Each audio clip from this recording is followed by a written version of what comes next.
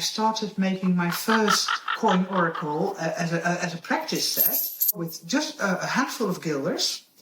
And I jotted down some symbols on stickers and I stuck it on them. But then came the problem. I just tossed the coins and like that.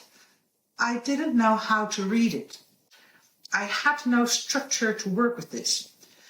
And that is also essentially one of the differences between this coin oracle and any other oracle, especially things like card oracles that I know. Most oracles are already into a framework. So you take the cards and you put them in a certain position, and that tells you which card is read as a past thing and which card is read as a future thing.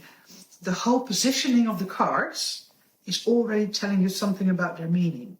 With the coins, we don't do positioning. It's chaos. There they are. Yeah. Now, how to read them. And I came up with introducing a central coin. I made it green. I called it the Axis Mundi, which is like the world tree, the central hub of the world. And I tossed this in with it. I can now say, okay, this central coin, this is the center of the spread. So obviously anything that is in the direct vicinity of this coin is more important than things that are further away. And I can read from this outwards.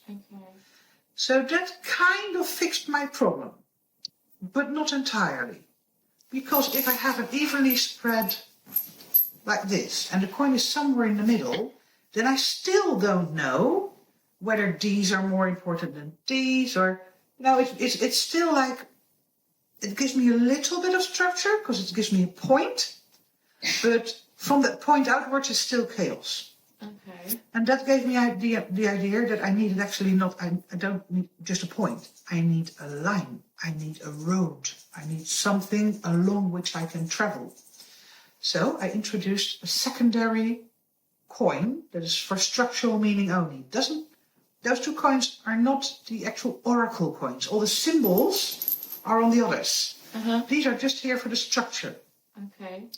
The second coin, I called the Sirius coin, which is after the dog star, one of the few bright stars that you can see trailing the sun. It's like a dog, it's like a fellow traveler. It feels like if this signifies the question or the person asking the question, then this signified its fellow traveler. If I now have a spread, I can say I've got the central coin here, which is the question or the querent.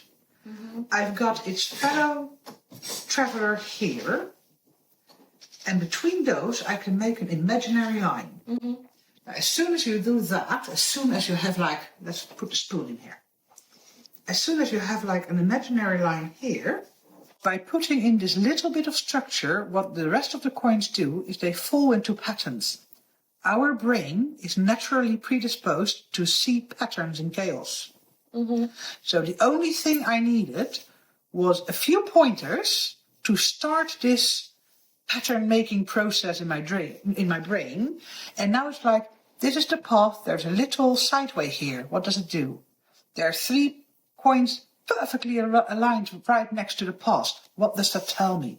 There's a little path here. Does it come from here and go that way? Probably, because this is my starting point. So this is also a path. Now all of a sudden, all these elements start working together. And now I can read it.